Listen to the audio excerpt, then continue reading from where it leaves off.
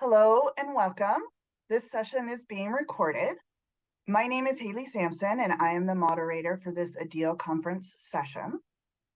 Before we begin, on behalf of ADEIL, I'd like to thank our generous sponsor Noodle and our host, Old Dominion University. We are thankful for their contributions in making this event possible. Today, we are randomly selecting winners at each conference session for prizes. The winner of this session is Carrie Taylor. Carrie, will you please put your full name and email in the chat for me so that we can reach out to you and get your prize? Thank you so much. And also thank you for joining us today for the role of faculty and learning design in AI-powered education presentation. Please welcome Dr. Brandon Martinez. Dr. Martinez? Greetings, everyone, and thank you for having me today. Let's kind of jump right into it. So the perspective I'm taking today is really from a faculty member's perspective, and I am actually a faculty member. As you can see right here, I saw my title. I do work for Noodle. I am part of our learning design team, but I have been a teaching faculty member at the University of Southern California Rosser School of Ed since 2009. And so the goal today is really thinking more on a philosophical approach to faculty dispositions as this new thing called AI enters into the foray of higher ed. So if that is good to go with everyone, that's sort of the table stakes. Real quick, broad strokes of what I'd like to touch on are just basically the notion that disruption's not new, and I think we can definitely think of AI as a more significant disruption versus other kinds of innovation. The notion of pedagogy, so as practitioners, how do we think about embracing AI in our own teaching practice? And coupled with that would be how AI would influence our learning design, whether it's a traditional on-ground course, a hybrid course, a fully asynchronous, or anything in between. I would like to show you an experiment that I've done that might just kind of whet our appetite towards, jumping into this sandbox. And then really an air quotes framework of just some things to think about as you embark on your own journey or as you engage with colleagues that may not be attending today, but are also looking at this novel space. So to begin with, let's go ahead and get ourselves thinking about our own dispositions. And I'm going to launch this poll. What you'll notice is the poll is doesn't have the actual questions on them, but the screen will actually show the item. So it's a 4-point Likert scale, and we're just looking to get some ideas on what you all think. So here is our poll, and let me get the first couple items up here. So here we go. So this is just for you in your own response. Here's item number 1.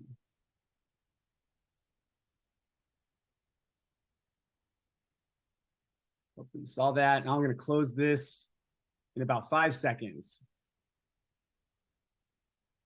Got about 15 out of 26 have responded. And if you're not sure, just close your eyes and pick one. Just kidding. Okay, I'm going to close this in 3, 2, 1.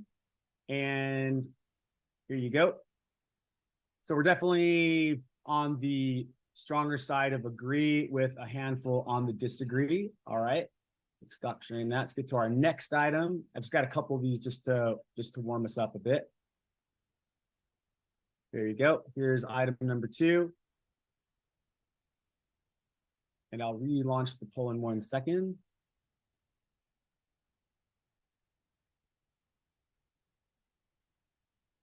All right, so there's that question about regular use of AI in your own instruction.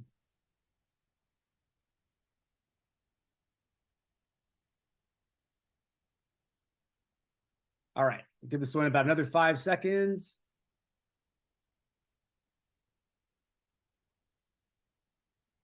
All right.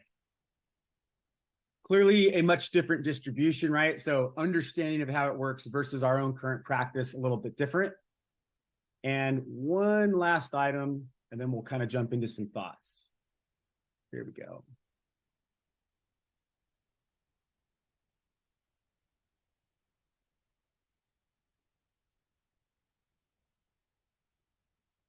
All right, let's go back to the poll.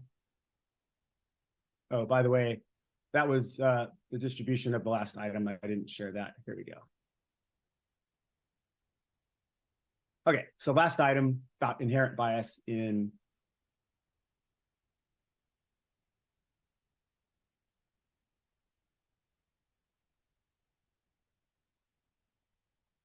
okay, we're at about 50% response. Let's give about another 7 seconds.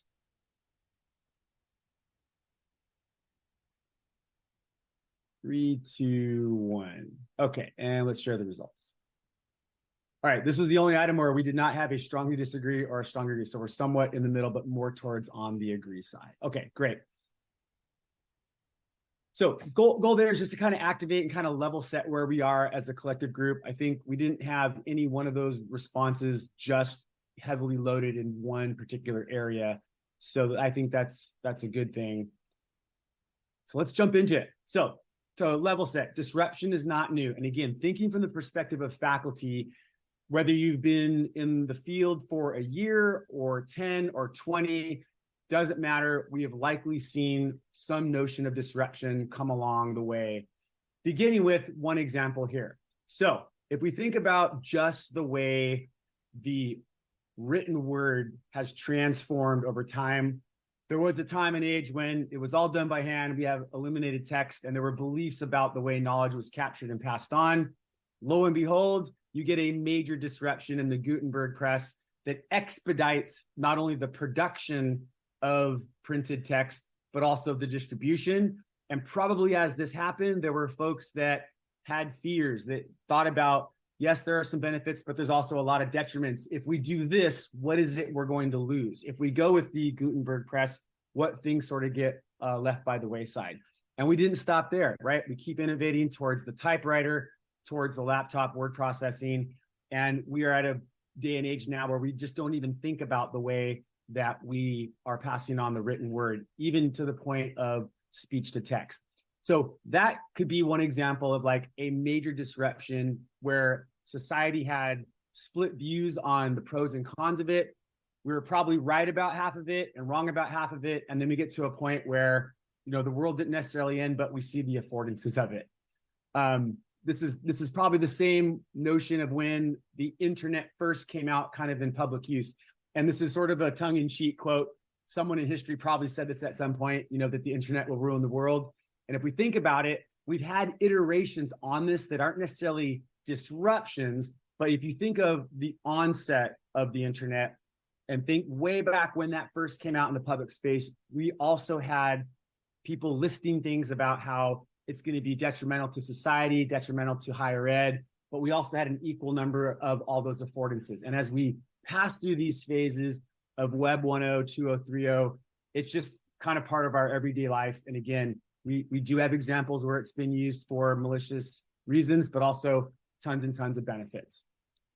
So here we are now at what I would argue is not like an iteration on the internet in terms of innovation, but a pretty significant disruptor.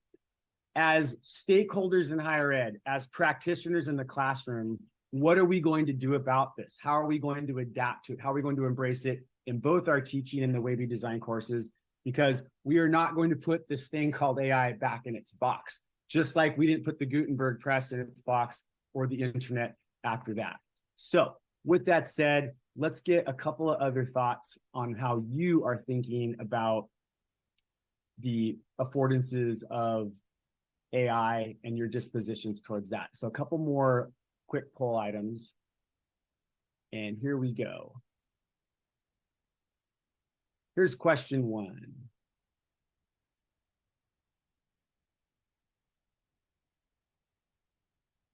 So the statement is believing there are more detriments. Whoops, sorry about that. When you reopen that, sorry about that, I closed it. All right, so same question. Believing there's more detriments than affordances. That's the way it's phrased. All right, go ahead.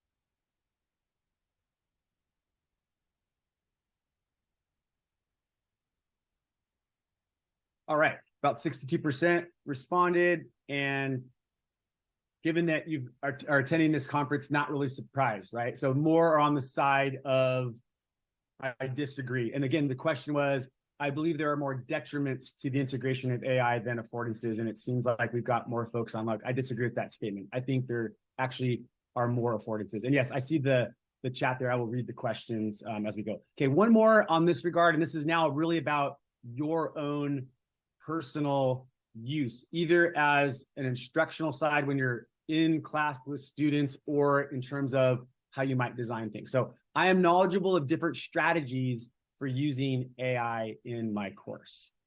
Knowledgeable of different strategies for using AI in my course. And that's the results from the last question there. And so here we go, launching this one. I am knowledgeable of different strategies on how to use AI in my course. And again, if you're not actually in the classroom, maybe at least in terms of what you think you would do, or maybe in your non-teaching practice, that's also on the table.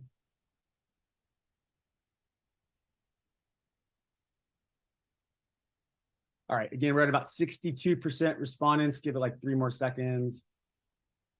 All right. So also interesting here, I have a pretty good chunk that are on the disagree side. Like, yeah, I don't feel super confident about how I would use it in my teaching or design. And then almost an equal number on the agree. And then we have one outlier on strongly agree, which doesn't surprise me. Okay, so let's now take this to the next step. We started with, okay, innovation is nothing new. There's definitely some big disruptions. And that leads us to think about, well, what are some of the worries that we currently have about fears, resistance, and unknowns about the role of AI in our own teaching and in higher ed in general? And I'd love to hear from a couple of folks. So if someone would like to take the mic that maybe on this side of it, and even if you're not, you might be able to articulate what folks might think. Let's hear a couple of ideas around what are the current beliefs, fears, resistance, and unknowns about the role of AI in teaching in higher education. And I believe the virtual hand raise function is on, or if you want to just grab the mic, please jump in.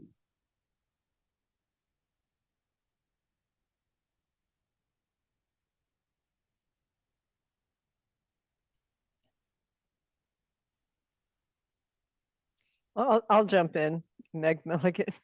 Thank you, Mel. I'm afraid that students become lazy thinkers and not really be as active participants in their learning. And I think that's a concern. Excellent. Lazy, passive, not as active in learning. KT writes in the chat, KT King, personally, I feel like the opportunities for cheating have just been so visible in public that many university folks instantly go right to that topic. Yeah, that's certainly prevalent. I've actually looked at several universities' version of a Center for Teaching Excellence in Teaching, and those seem to be the initial sort of policy papers or considerations about how to mitigate cheating first. Let's go to J. Richard Fries. Thank you. You bet. You mentioned unknown, and to me, there's so many unknown unknowns. Things are moving so quickly that it seems like as soon as I wrap my head around where we're at, like the new thing is already generated, and just playing that catch up or arms race or however you want to think about it. Yeah, I really appreciate that. And that kind of goes back to what I said earlier, which is there are sort of iterations of innovations that have happened. So it's like, what's the new version of a word processor? But we don't really lose sleep over that. Whereas this thing, right, this AI notion is so rapidly changing and so dynamic that the moment we think we've learned or we're in position to do something, it takes a hard left. So that's also, I think, something that's definitely on the table from both the teaching side as well as like the student side.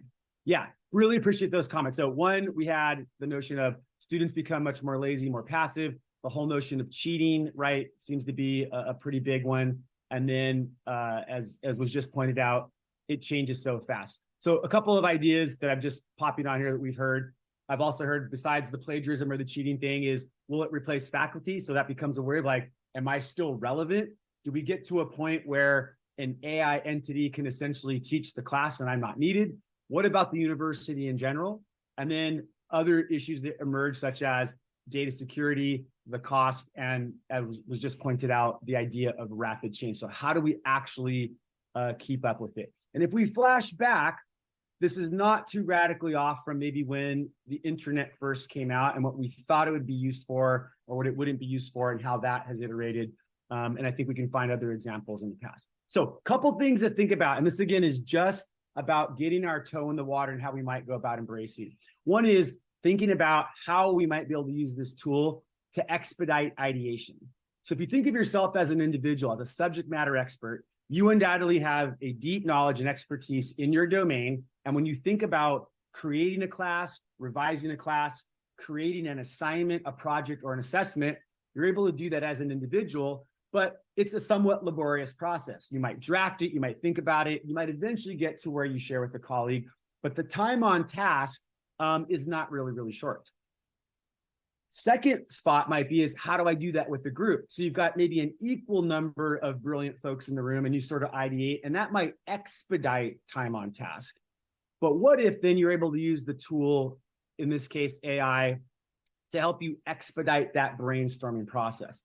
The caveat here would be, don't just take what it gives out and go off and use it. There still needs to be that vetting, that evaluation. But as far as going from point A to point B, what if you were able to eliminate that time? And now with your group or as an individual, you're starting with a much larger menu of options, and then you can endeavor in that. So that's one possible way to get the toe in the water, whether it's, again, a small part of your course, the entire course, or something in between there.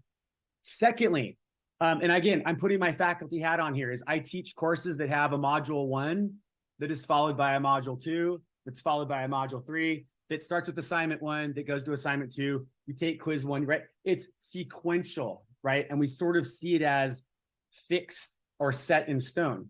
What if we're able to think about feeding student data in a way that shows where they might have strengths or they're competent and areas where they have some gaps? Could that lead to varied pathways through a course rather than a traditional time-locked, time-bound sequence? And lastly, just because we get these outputs, we cannot get away from our critical thinking. And there was a comment there, I think it was Meg, that had said, we don't want, students could become lazy and passive. I think the critical role of faculty is, how do we keep our critical evaluation eye on whatever it is we are getting in terms of an output? So from a general standpoint, from a pedagogical standpoint, how can I leverage this to maybe expedite idea generation? How can I think about this as maybe a way to provide variation for my students in terms of their different lived experiences and backgrounds? And first and foremost, never losing an eye on how we evaluate it. Okay, so that's sort of just the teaching thing, teaching aspect about it. But we also know that there's components of our courses, whether they're on an LMS or we're on ground, bound by time and location, whether it's something that students are going to do independently, whether it's a reading, it doesn't matter. How am I now thinking about the overall design of my course in terms of what is available? So a couple quick poll items. We're going to do these back to back. So the first one is, I cannot explain how AI can be used in the learning design process. So I cannot explain how AI can be used in the learning process. Here we go. This is, again, your personal thoughts. Go ahead and vote. I cannot explain how AI can be used in this learning design process.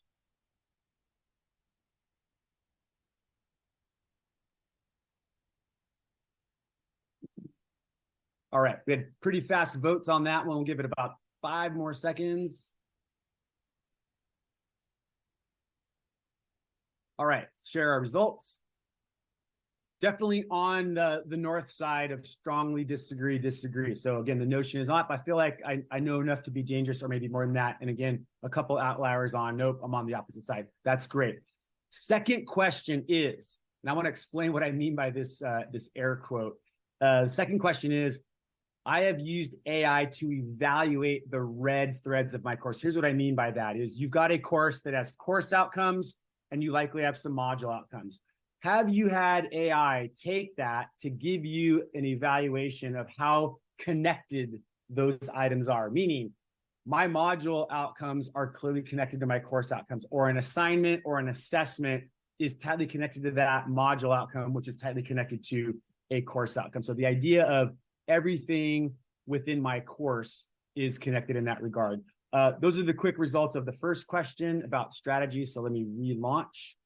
And again, you're confident on how to use AI in terms of that course evaluation or red threading in terms of connectivity, and that things make sense across the board.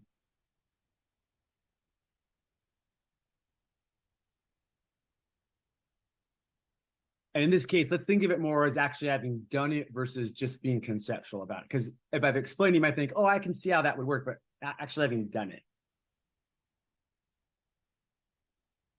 All right.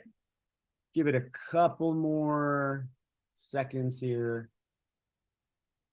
All right. I just ended it. Sorry if you were still voting, but you can see a much different distribution, right? And no worries, right? That's the whole point of why we're having this conversation, is to think about what we might do next. Okay, so for the next couple of pieces, I'm going to be referencing some pieces from Ross Anderson. It's a recent article I read in The Atlantic that really focused on OpenAI, the company, and time he spent with the founder there and just some of his observations. So take a look at this. This is going to just be sort of a opening quote for us to think about.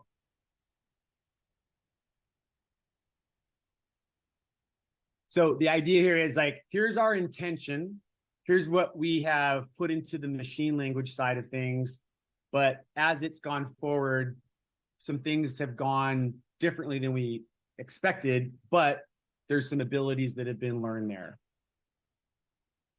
So you've probably seen this before, the diffusion of innovation model. I like to use this when I think about faculty embracing something that is novel in the space, or in this case, something really big like AI as a disruptor. And I feel like this is pretty spot on in terms of faculty dispositions, in that when we think about tool X or opportunity X arrives on the scene, and we think about, let's say, faculty that are part of a degree, maybe it's an MBA, a social work degree, whatever the case is. You could also probably apply this to an entire university, but if we think about within a school and within a team of faculty that are all part of a certain degree, you likely have in that group one person that is your bleeding edge innovator, that's really in front of things, that's trying things out, that's experimenting, failing regularly, but getting better, and there's no problem. The next group, right, you've got a handful that are like willing to give it a go, but they at least need someone else to lead the way, or to get them, interested in it. And then you sort of got that middle chunk of like, yeah, the early majority or the late majority. And equal to the innovator side, you might have a couple of folks that are on that side of like, nope, online education is the greatest evil in the world. It's terrible. The dean's making me do this, right? And then you sort of add on the other elements that are in that space. So this would be our faculty dispositions. But we have to think about then, what are our student dispositions, and do they mirror this? Maybe they do, maybe they don't. But the idea is, if I'm a student going through a learning experience for a degree, what faculty dispositions am I likely to encounter along the way? Do I get a course where I've got the one innovator or one of the early adopters, or am I getting a course where I've got a laggard? And how do we sort of reconcile that so that our degree has that consistency? And then how do we also get faculty to maybe change their dispositions to embrace what is coming down the road? What happens if we don't, right? We become this, right? If we don't think about adopting or adapting or changing, we become the blockbuster. And we can sort of plug that in from the faculty level to the degree level to the actual university level. If faculty really, really don't embrace what is coming down the road, do they become irrelevant or not able to deliver in the modalities that their students expect? If the degree is not moving towards that space, does it become obsolete? In fact, we know in the last decade, there are any number of MBA degrees that no longer exist on campuses. And there's different explanations for that, but we do know with some degrees, they've missed the boat in terms of that online translation. They've lost market share because they waited too long to go into that online space. And then you might even think about what happens at the university level, especially smaller liberal arts schools. Have they missed the line in that regard? Here's what I experienced personally. So back in 2009, I had just defended my dissertation. Our dean at the time was looking at the national shortage of teachers across all 50 states. Most schools of education were a very traditional model of You got to live near the campus. We graduate about 30 to 40 students a year, and your teaching experience is at a school district within 5 to 10 miles of the campus. And that's how we went about it. The idea then was, what if you could do it from a distance? What if instead of faculty having to go watch students teach in the classroom, what if you took advantage of master teachers and using things like a cell phone camera to record students doing their student teaching, and then the evaluation can happen asynchronously? When this happened within the School of Ed, people thought the dean was crazy. They thought it was a horrible idea. There's no way you can teach a teacher to be a teacher through online means. It's going to be terrible. And that first year, we had 50 brave students go through it, and it wasn't perfect. We learned a whole lot. There were a lot of things that we thought would happen that didn't happen. There were a lot of discoveries of things we never thought about that were actually great affordances. And fast forward now to 2025, and there are dozens and dozens and dozens of schools of ed that have put their MAT, their counseling, whatever you want to call it, degrees online. And it's no one longer bats an eye, right? But there was a point in time when you had that shift happen, right? So I bring that up to point out that that could be one thing we think about with our faculty is, how do we get them thinking about embracing AI again from both the pedagogical standpoint and the learning design aspect. Another recent example, not a higher ed example, but one that I think is a good analog, which is the LAPD is partnering with USC to start to use hours and hours and hours of body cam footage for traffic stops, and to leverage AI to crunch that data to come up with some recommendations and evaluations about how those interactions happen between a police officer and a driver to better shape training, to point out where trends may happen as unconscious bias or conscious bias manifests itself. Again, how can we think about that same idea around what can we learn about our students or ourselves as faculty? So I would like to show you an experiment that I did recently just to see how can I use AI to ideate, right? So to go from that independent sort of drafting stuff on a piece of paper to expedite it. And then how might I go about that evaluation process? I'm going to come back to this slide in a second, but basically I asked ChatGPT to help me come up with some course outcomes for an undergrad accounting course. I asked it to come up with what would be the assessments that could assess those outcomes. What's an idea that I might use for a case study that would tie into some of those learning outcomes? And then I called out one of the specific learning outcomes that it generated and asked, how would students specifically demonstrate competency in that particular domain? So let's take a look at what happened in this experiment. Let me just switch my screen here. Okay, so hopefully you can see this. I am in, if you've used it before, clearly this is ChatGPT. And here was my question. My question was I wasn't even very polite. I just said, create 10 learning outcomes for an intro to accounting college level course. And it spit out these 10 outcomes. Now, my background is in educational psychology, specifically in cognitive theory and cognitive science. And so I'm very much a Bloom's taxonomy geek. The framework I typically reference is the revised Bloom's from Anderson and Krathwohl. And I'm going to share a website that is wonderful at Iowa State University that shows the integration of the 6 Bloom's cognitive processes coupled with the 4 knowledge types that Anderson and Krathwohl et al. Have added. And so one of the assertions that Bloom and others have made is when you are writing outcomes, don't use the name of that category as your verb, use one of the synonyms. So as I looked at this, I could see that the AI here used, in many cases, the name of the category, but in some cases used a more specific synonym. But overall, as I spent time looking at these 10, evaluating the quality of them, I actually gave it 2 thumbs up. Like, these were pretty sound if I think about an accounting course. And I've had experience building accounting courses for graduate degrees, so I knew enough to be dangerous, even though I'm not an accountant. I felt the quality of these was pretty solid. So if I counterpoint to my evaluation, this is the site that I was using.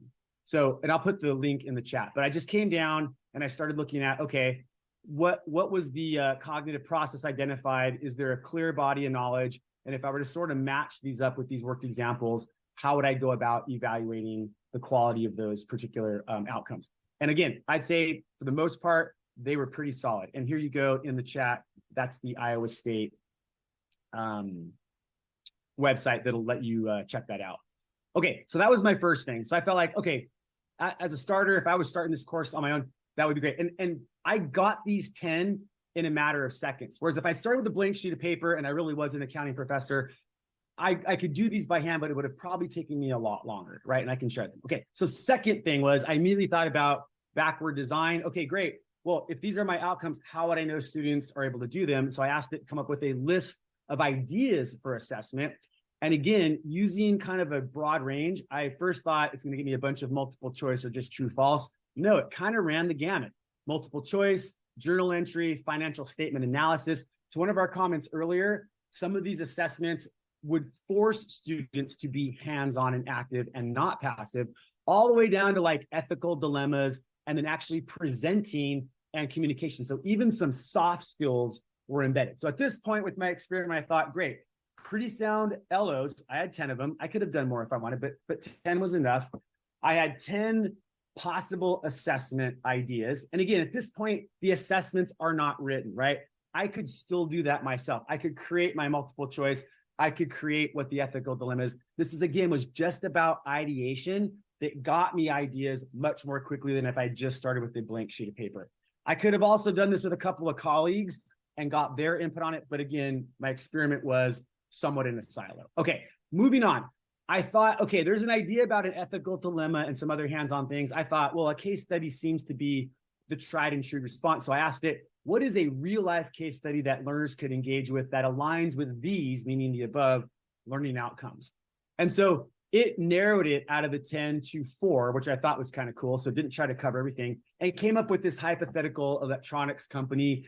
And again, didn't actually detail the case itself, but was more about the idea or the context of the case. And then here might be some possible tasks that students would do in tandem with that case. And again, I don't have the case created. I don't have the actual financial statement analysis done for me, but the idea about it is there. And I might decide, you know what, I will go with the idea of a financial statement analysis in this case. And I want students to come up with a recommendation.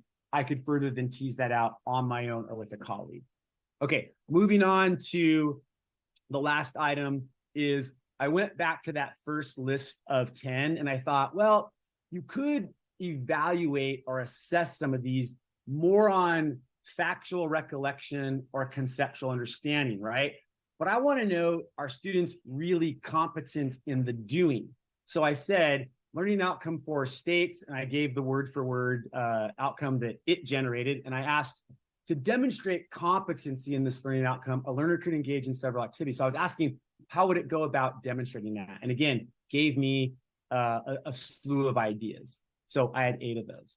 Okay, so I share that to say, has this been something that I've literally taken and just thrown into my class? No, I don't teach accounting, but I could have done it for my ed psych class or my accountability class. But my point here is, as a novice faculty member with AI, which I would still consider myself to be a novice user, how did I just get in the sandbox, if you will, to play with some of these ideas, to think about what are some of the possibilities?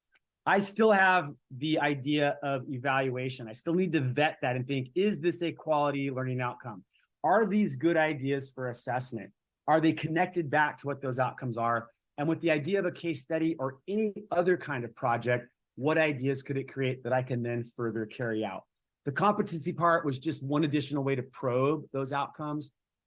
What I might also have done had I continued this was go back and think about, is the sequence of these LOs, does it make sense? Meaning if I were an undergrad student in accounting, does it make sense about the order that I would complete these? And back to my earlier notion is, can I also think about ways that students could demonstrate their mastery or their competency to then be able to skip ahead or have a different pathway? That could be another additional piece, right?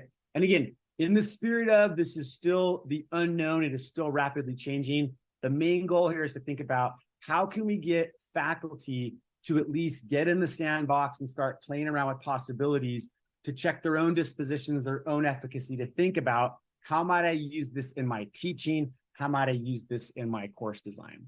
It's going to be different for everyone.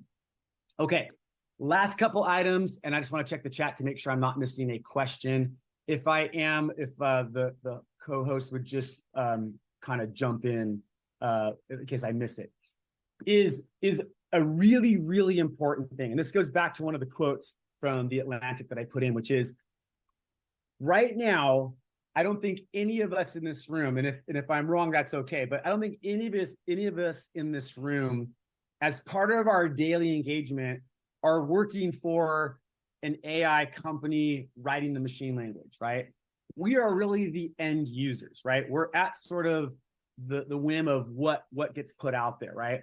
A recent article from Moss 2022 in the journal AI and Society really asserts a caveat for us, which is making sure that we have a place at the table for accountability regarding accountability and machine learning. And in her article, she really points out 3 stakeholders, and she uses the notion of a bank that gives home loans as her analog or as her example, but I think that works really for higher ed, for law, really for any of the sectors. And she says the minority in this piece are the developers, those that are actually writing the language, right? Actually writing the algorithm, the inputs. Are we 100% sure that their own biases are not creeping into what gets entered, let alone the data that AI accesses to then learn itself, right? So that's an important thing, and it's clearly called out that AI can inherit biases that are present in their training data, right? Because it all at least is starting from a human perspective. So in her example, those that write an algorithm for a bank that is going to use this expedited process to determine whether or not someone gets a home loan or not, it's essentially what's the risk factor.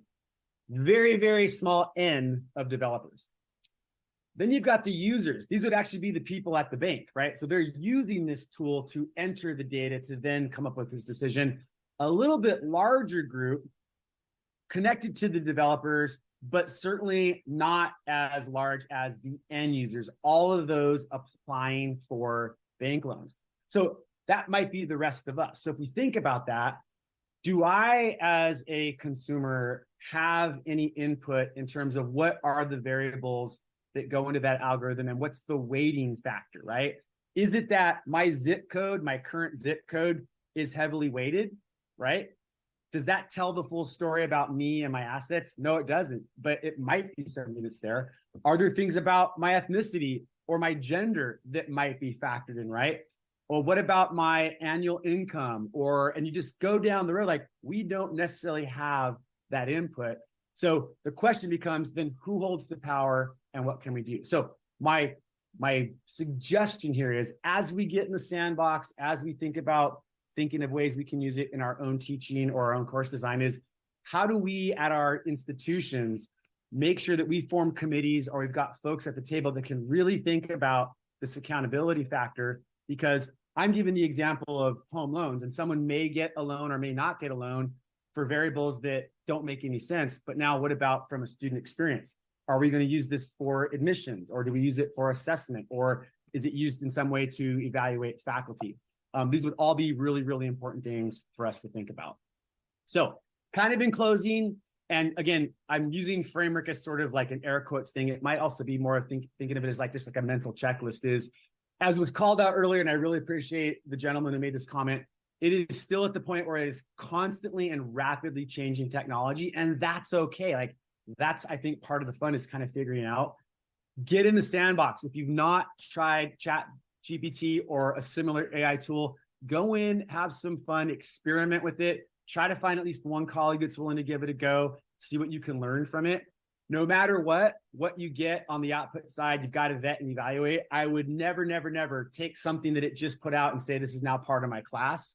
No way. Also thinking about what are the things that we do with students that cannot be replaced, right? That human-to-human connection, those relational things. Also, lots of the tactile skills that are involved. Some of the art side and the creative sides that are there. For sure can inherit biases. So we have to think about how are we also evaluating for those components. The other thing is, can we use this to adapt and revise our curriculum and also think about different learner pathways within a single course?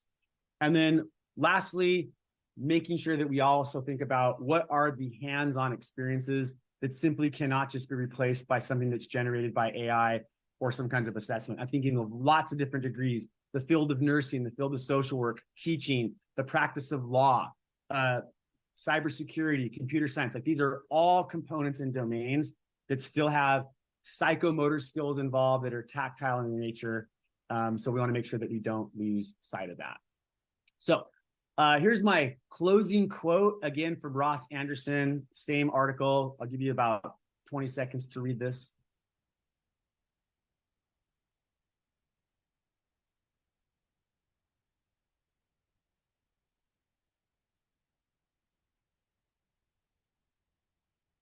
Now, to note, Ross spent time at the OpenAI headquarters with the founder, and I think he probably got a little more worried about certain things.